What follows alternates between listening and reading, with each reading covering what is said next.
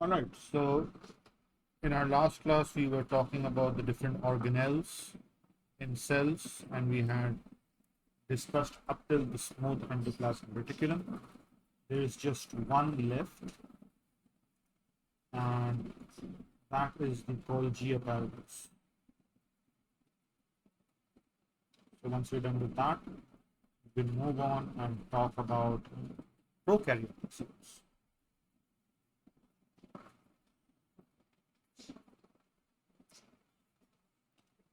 So the Golgi apparatus, right, it appears as, right, a dark staining region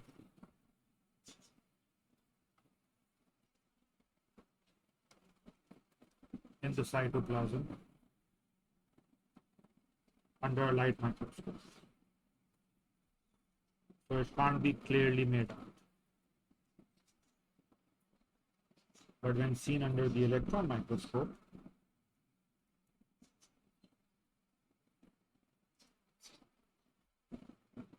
it was discovered that these are, right, flattened stacks of membranes.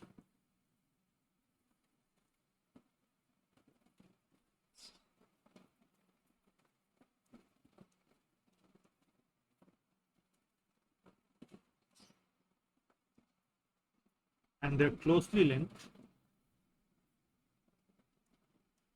to the rough endoplasmic reticulum, which means that they are involved in the process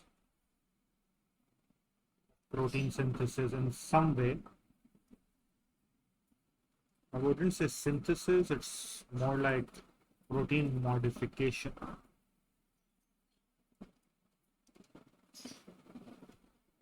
Alright, so the protein synthesis obviously takes place in the rough endoplasmic reticulum with the ribosomes, as we talked about, right? And then they travel through the endoplasmic reticulum and they, right, bud off. So what happens is that from the RER, the rough endoplasmic reticulum, right, the proteins are packed into vesicles.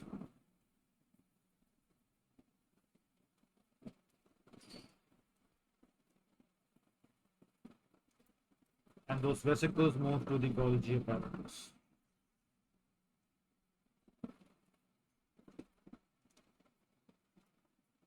From there, the proteins, right, enter the membranes, so inside the membranes of the Golgi apparatus, and they haven't used an abbreviation for this, right, and so you have to type it every time. Oh, and by the way, right, so they enter the end membranes of the Golgi apparatus. You can see that I capitalized the G because this particular organelle is named after Camillo Golgi, who was the scientist that actually discovered it. Right, so way back in earlier studies of the cell using the light microscope, because it just appeared as a dark staining region, scientists thought that it was just an artifact, right? So it was just something that appeared due to the processing of the cell to be, all the chemicals and stains and everything. But when it was actually discovered as an organelle, right? So the person to do it, the scientist's name is Camillo Golgi, and so it's named after him, and thus the capitalized G for its property. Now, inside the membranes, right, there are enzymes involved in protein modification.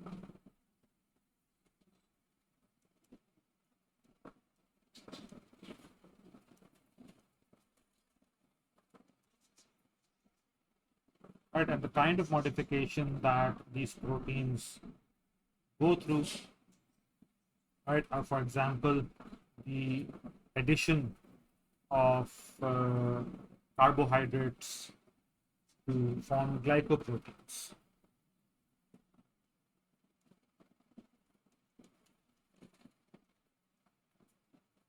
Right, so short chains of carbohydrates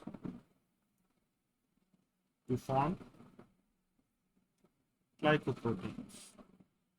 Right, so the protein, the glyco means carbohydrate. Excuse me.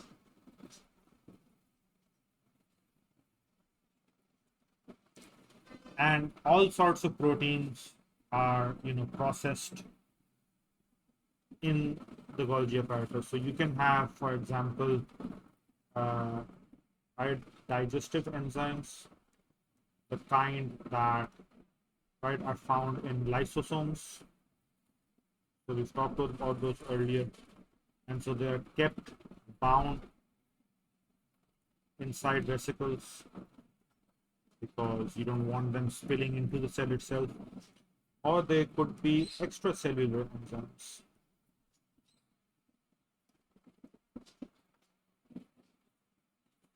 In which case, they're still kept bound in vesicles. But what happens is the vesicles, after protein modification,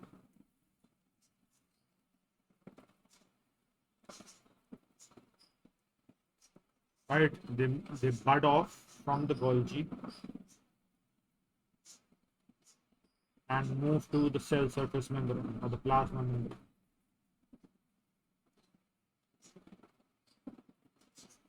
Where they fuse and release the enzyme to the outside of the cell.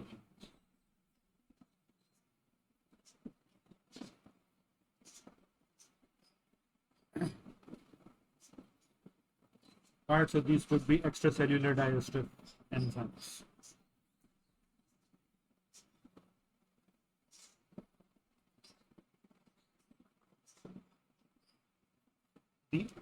And so what's happening, the way it's happening, if you consider the Golgi apparatus as these membrane stacks,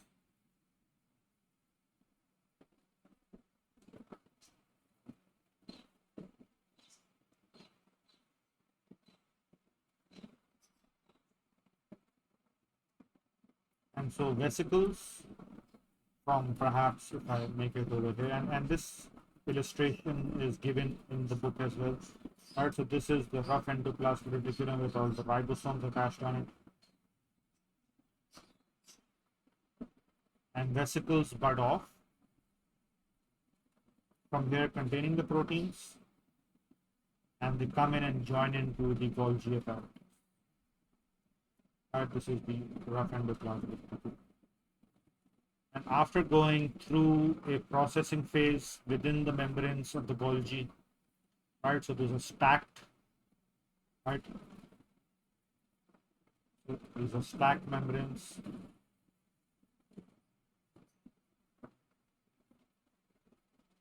And so it goes all the way through this.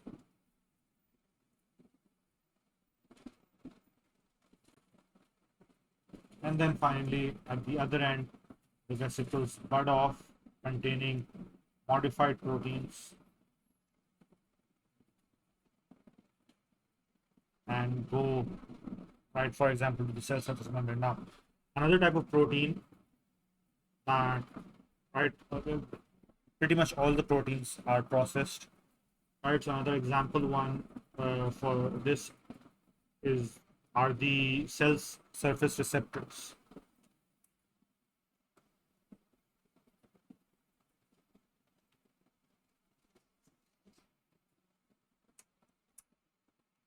And so these are proteins in the plasma membrane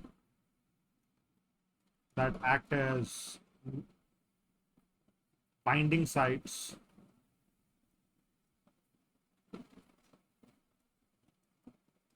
for different signaling molecules, such as hormones.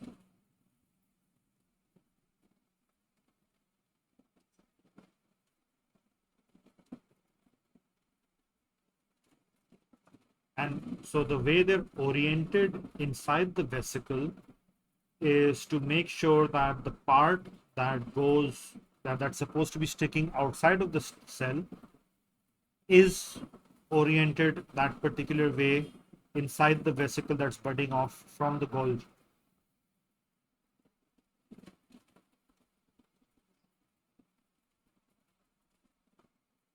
So they're oriented as they would be inserted in the membrane, in the plasma membrane.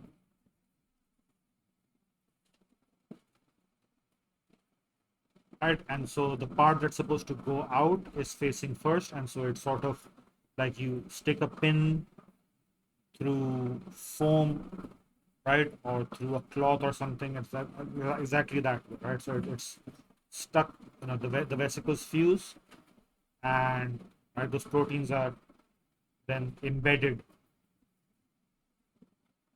into the plasma membrane in that particular fashion. Any questions? No, sir. Facing the correct direction. Also, the book mentions, right, how they actually came about to study this particular pathway, and so they used radioactively labeled molecules, right? So they put in radioactively labeled amino acids, and they studied their movement in the cells, so on the ribosomes, and then in the rough endoplasmic reticulum, and then they followed it further, the vesicles moving from the rough endoplasmic reticulum to the Golgi, and then through there to wherever they're supposed to go. If they're extracellular, or they are, membrane proteins, or they are intracellular, whatever their case is, right? Because a lot of proteins made that are utilized within the cell itself. And that actually brings us to the end of the topic of organelles. And so we now move forward to chapter 3A4 of the AS book, AS syllabus, right, which are prokaryotic.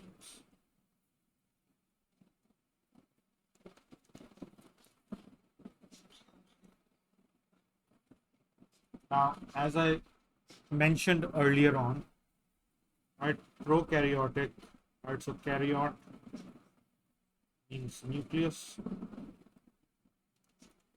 and pro means before, right? So one thing that stands out for these cells is they do not have a proper nucleus.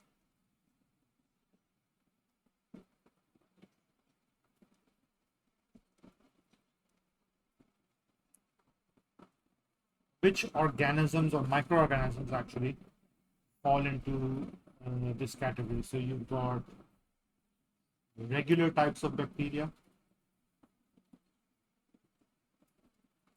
then you've got what are called cyanobacteria, and this is just giving you a list, right? They're not going to go into details at this point, right, of what cyanobacteria or archaebacteria are. And so the third one is archaebacteria.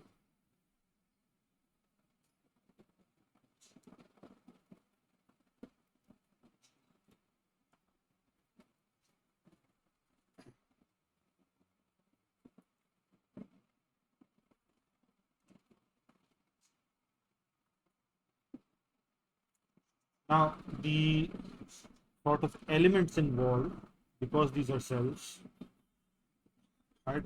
They are, if I write that out first, these are single-celled organisms, microorganisms, right? And so the element, right, of the cell that you would expect them to have, the basic elements perhaps, they do have them, although despite the fact that they have them, they're still very different.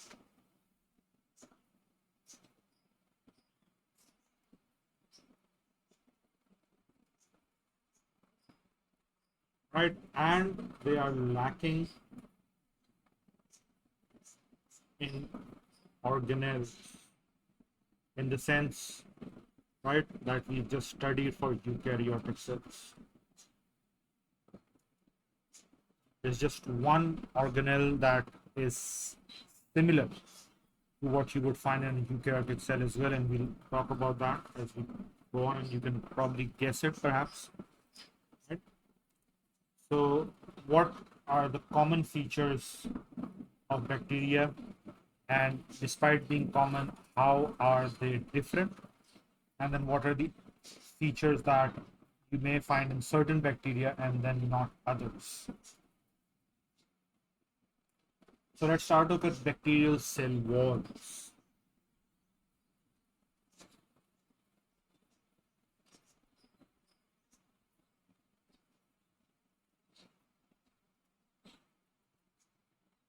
Now, cell walls are something that we know plant cells have, right? And those are eukaryotic. And so bacteria also have cell walls. The difference is that the cell walls that bacteria have are made up of what are called peptidoglycans.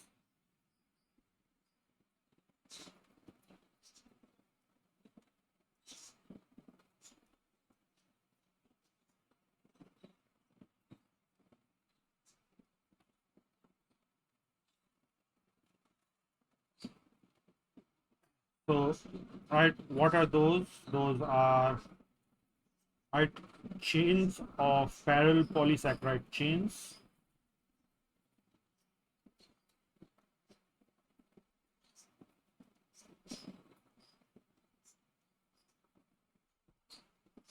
with peptide cross linkage. So the chains are held together, right, by peptide bonding between the protein molecules that are, right. So peptido means peptide, so that's protein, and glycans from glyco, right. So those both present.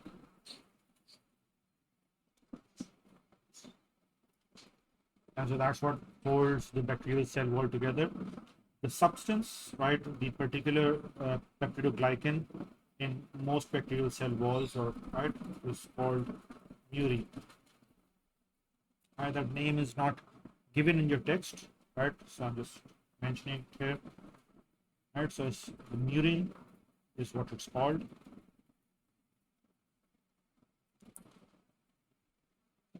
And so what these do is that they form a net-like structure. And it does what you would expect the cell wall to do, as it functions, the functionality or the utility of the cell wall in plant cells as well, right? And so it prevents the cell from swelling up.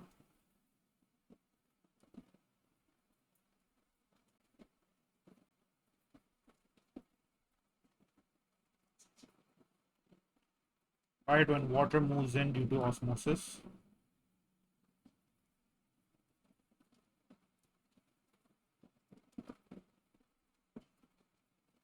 It provides mechanical support, right? So it maintains, right, so swelling and bursting.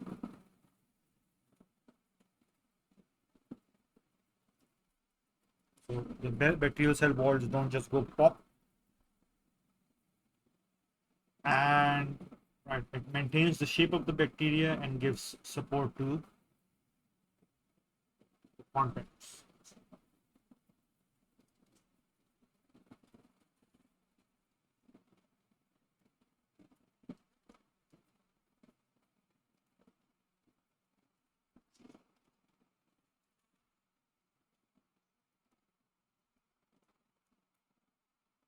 Any questions?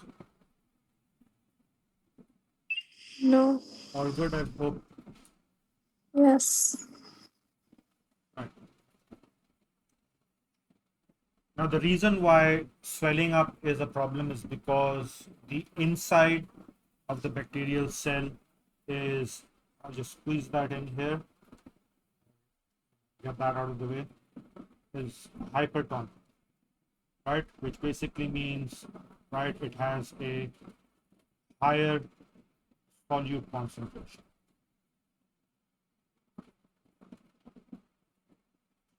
Then it's surrounded.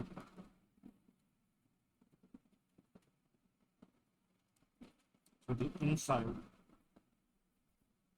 is right, and so that would mean that there is a greater water potential on the outside, and so water will move in by osmosis. Now, obviously, there are mechanisms to keep a balance, and water doesn't just keep in moving in or moving out all the time, right? That's not the subject of discussion, right? So that is why basically water moves in, and so the cell wall helps in keeping the bacteria alive. Okay. Now, right, all bacteria have a cell wall. Right, so this is a common feature in all bacteria.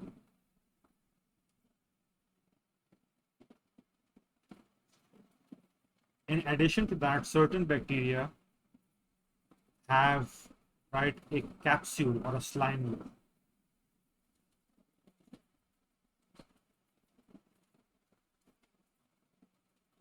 Now, which one it's called depends on how thick it is. Right? If it's thick, nice and thick, it's called a capsule. If it's thin and spread out, it's called a slime. But that is an additional coating over the cell wall. Right? What is it made of? It's made of perhaps starch or gelatin or protein or glycolipids. So there are many variations.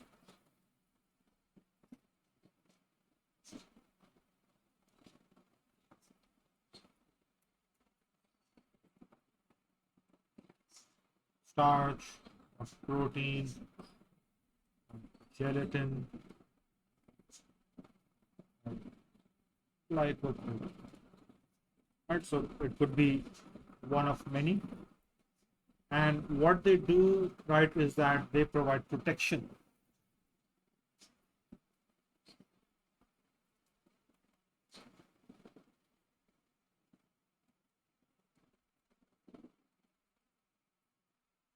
They provide protection to the bacteria. And how do they do that? In context of the bacteria interacting, right, with the human body.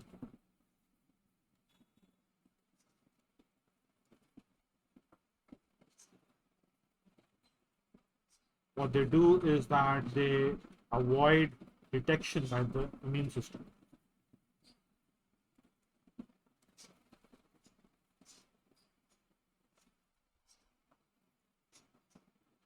Right, by covering up the antigens on its surface. And so basically masking the bacteria's presence. So the white blood cells are not able to detect that there's a bacteria inside, and so they're unable to go and perform phagocytosis, taking it up, engulfing it, digesting it, getting rid of it. Right?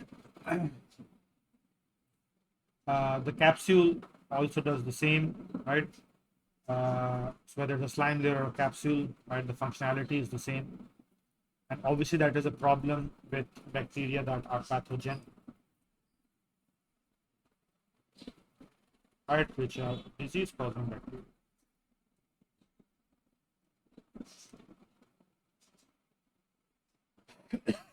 And this is the case in many bacteria that are pathogenic to humans. For example, the ones that cause pneumonia.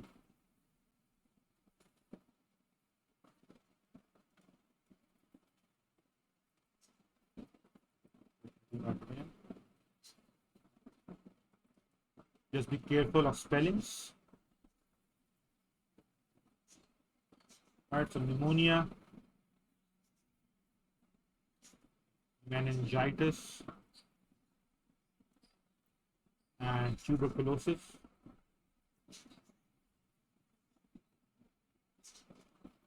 Or TB. The one mentioned is leukemia or leukemia.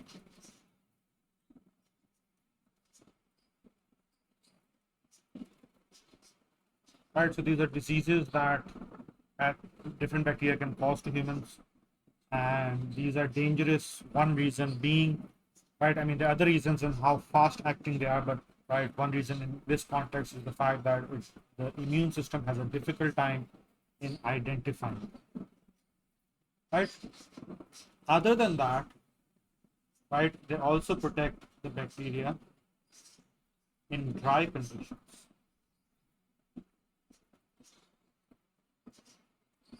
Right, so they coat it, they don't allow water loss or prevent, however you want to put that.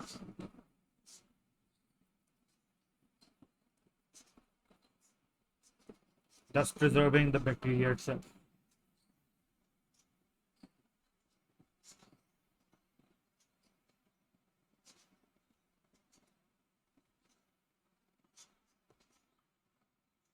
Then you have the cell surface membrane, which is also something that you would find in all bacteria and basically all cells.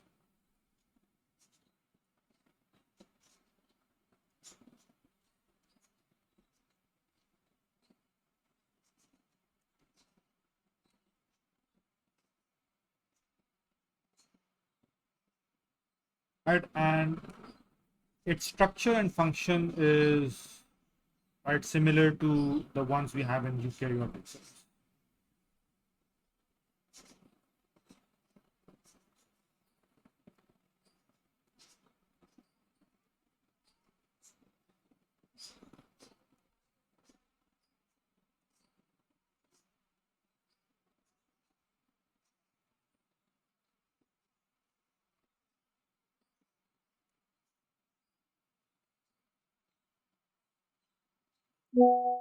Now, in some cases, right, the uh, membrane can have infoldings in certain regions, right, called mesosomes.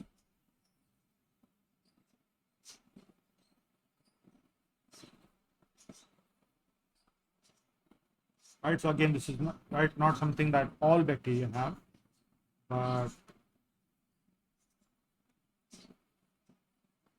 and it's also debated whether this is actually something that is present in bacteria cells or is it an artifact, right? So there's debate. Some scientists just call it an artifact. Others, right, say that right, it is associated with some form of enzyme activity, uh, right, especially during the separation of DNA and formation of new cell walls, right? So basically during cell division. So it contains enzymes involved during cell division.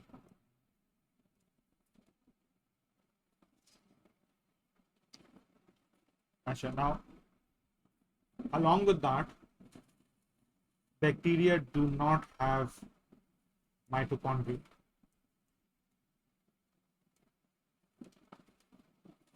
But they obviously do need to get energy, right? And they do respire. And so the enzymes involved in respiration are found, right, in the cell membrane.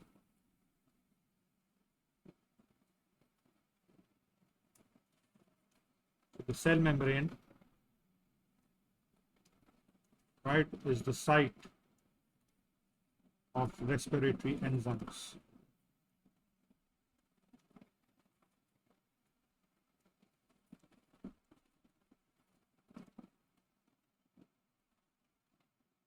All right, what else do we have, right? So there might be in some bacteria there might be other enfoldings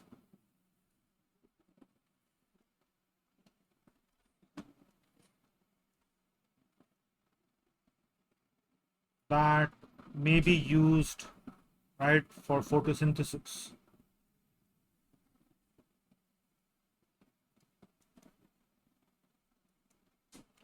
So we know that bacteria can be photosynthetic as well. So whatever the processes or the enzymes or the mechanisms involved in that photosynthesis in the bacteria are found in, right, in foldings that are other than the mesosomes that we just mentioned, right, of the cell surface membrane.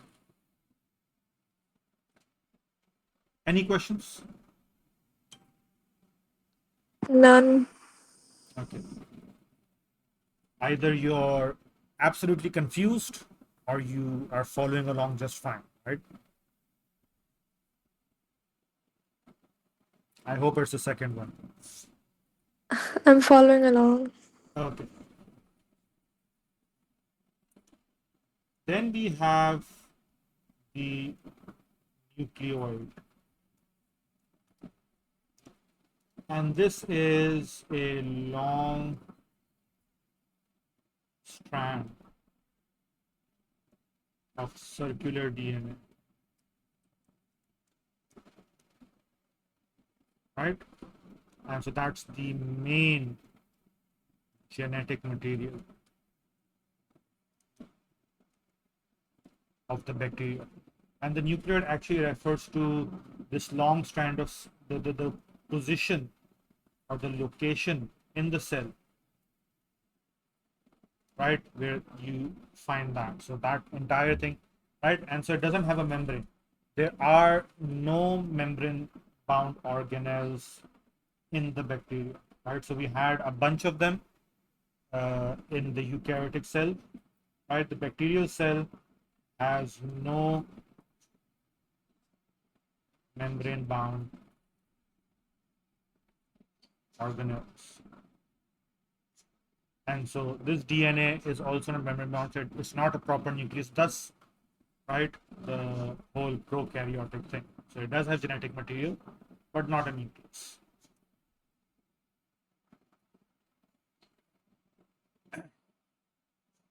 Now, it's not just like a loop, right? It's really, folded and compacted.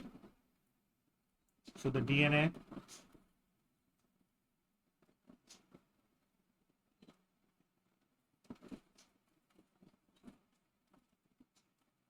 to fit inside the cell because the cell is obviously not very big.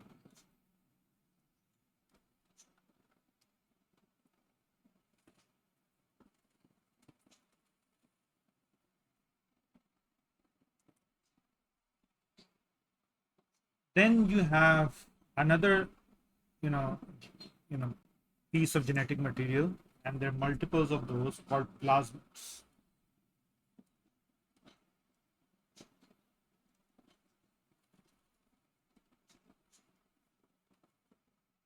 And so these are small circular pieces of DNA.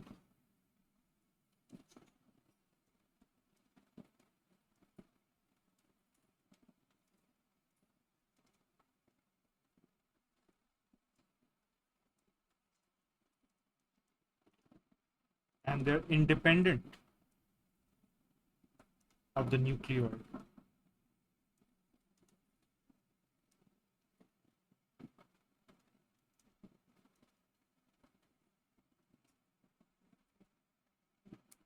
Right? And they can also, replicate on their own.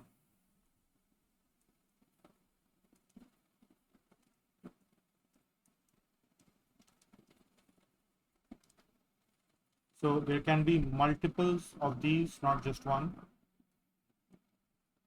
And the kind of genetic material, the genetic information that they code for,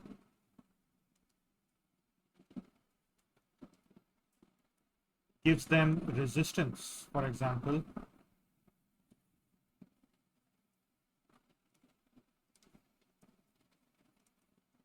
to antibiotics,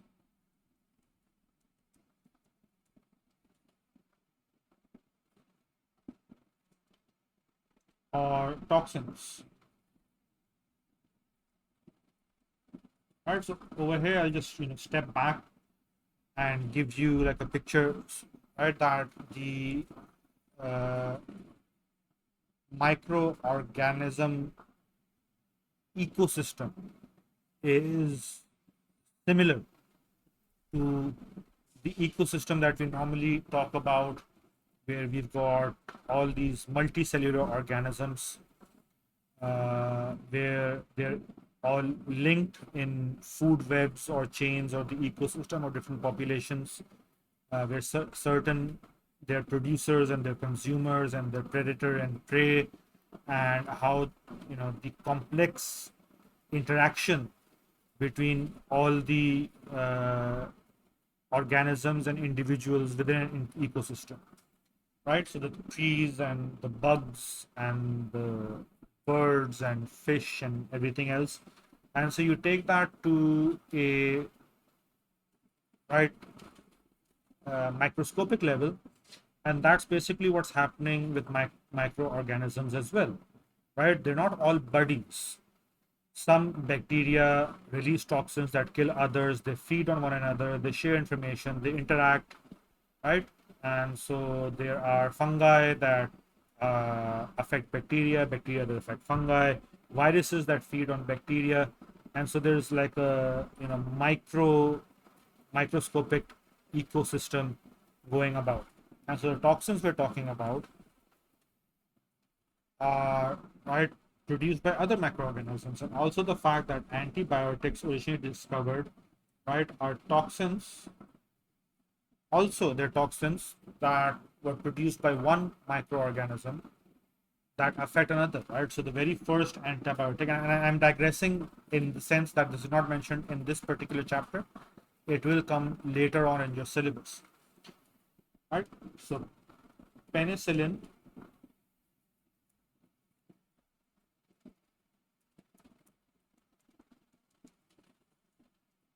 was the very first antibiotic uh, made, and very effective.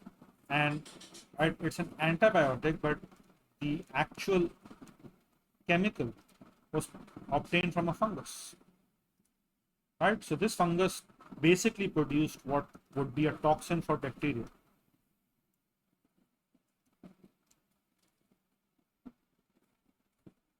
And so that gives you an idea of the ecosystem that I'm talking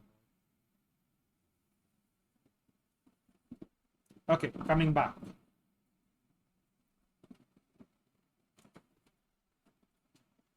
So just one more thing to add about plasmids is right that they can be transferred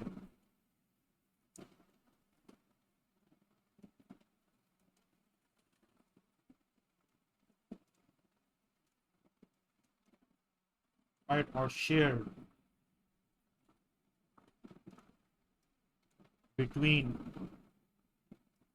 bacteria, and that means bacteria of the same type or different bacteria, and that is how antibiotic resistance spreads, right? So these plasmids are what are giving resistance to the bacteria, and if a certain bacteria has developed resistance or has natural resistance, and that plasmid is transferred to a population of the same bacteria that did not have the resistance, then they will develop it even though they have not, if they've never been exposed to the antibiotic, or they transfer it to a completely different bacteria, then that bacteria will also become resistant, that could potentially have been affected by the antibiotic.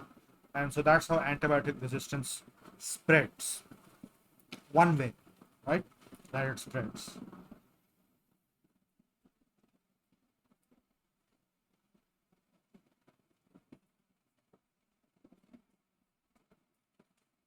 Okay. One thing they mention over here, a particular term is called phenotype. Right, so I'll put that over here because they've used the term. So, and we'll come across this later on in detail. Genotype is the genetic makeup,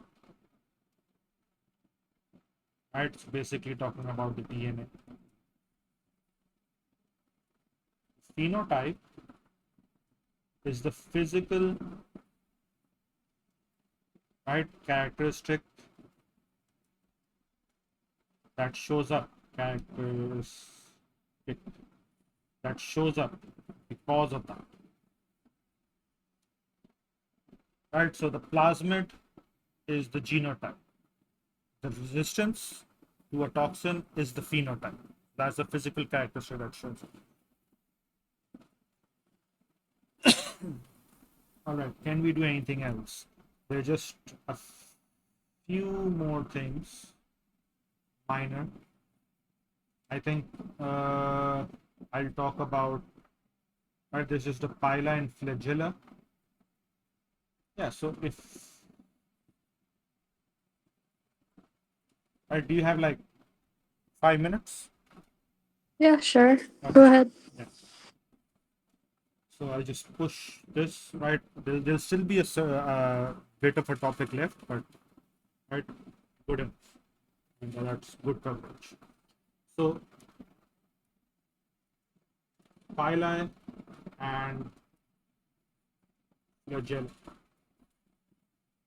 Right, now these are not present in all, right? So these are not common characteristics. Some have them, some don't. And also both these terms, right, are in the plural form.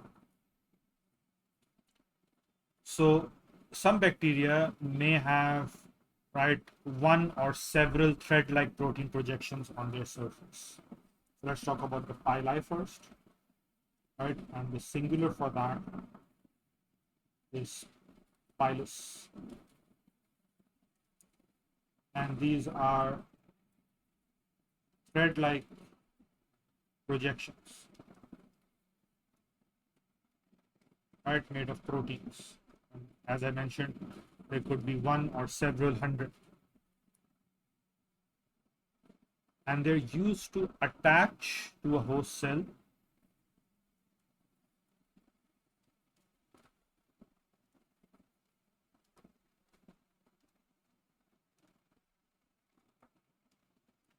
right, in case, it's a pathogen, or during sexual reproduction,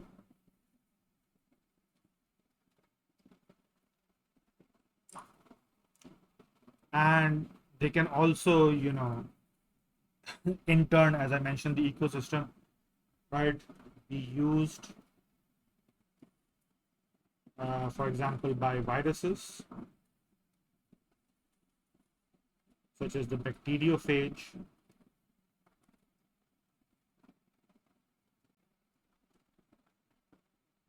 right? So phage basically means it eats it up, and bacteria means bacteria. So this is a virus that eats bacteria, right? Or technically, it uses it to reproduce and kills it off.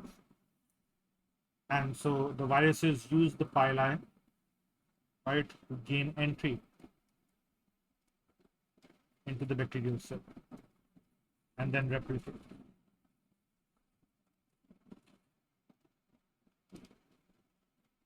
Then another thing that they have, right, is the flagella.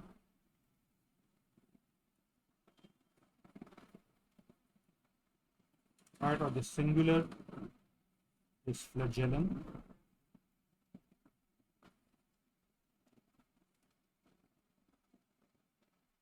And these are made of a protein called flagellin.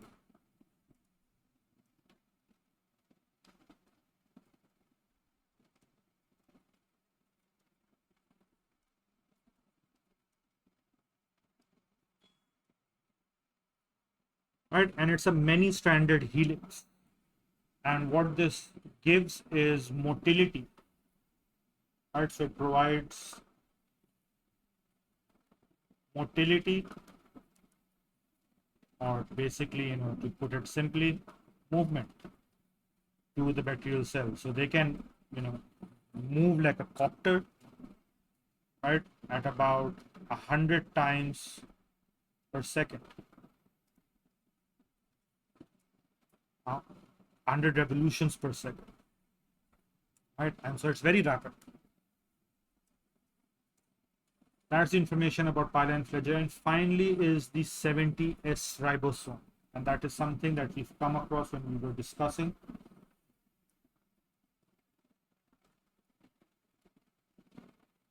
the organelles, right? So this is something that we found in mitochondria and chloroplasts, right?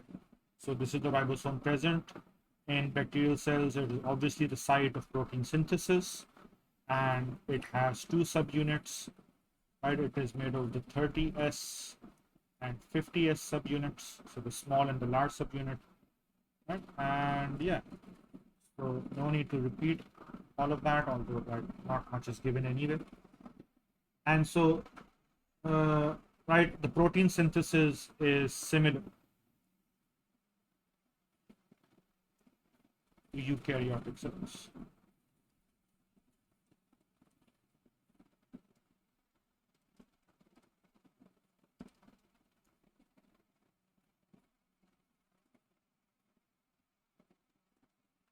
Okay, now there are just a few details, minor details you could say that I didn't go over. So you could go through the chapter in the book and just review today's lesson and also cover those details as well. Right? Nothing profound that we're missing. Right? Just a few tidbits. Any questions? Yes. All good? Yes. A lot of information? Yes. Yes. Okay, so that was fun for me at least. Right, and I'll see you tomorrow. Do try to keep up with your review as regularly as you can so that this doesn't pile up and doesn't start haunting you. Right? Yes. Because there is a good deal of rote learning involved in the sciences. Right? There's conceptual stuff as well, obviously, but to get to the concept, you need to, mug it up first. Yeah. All right, then I'll see you in tomorrow's class. Yes. Inshallah. Inshallah.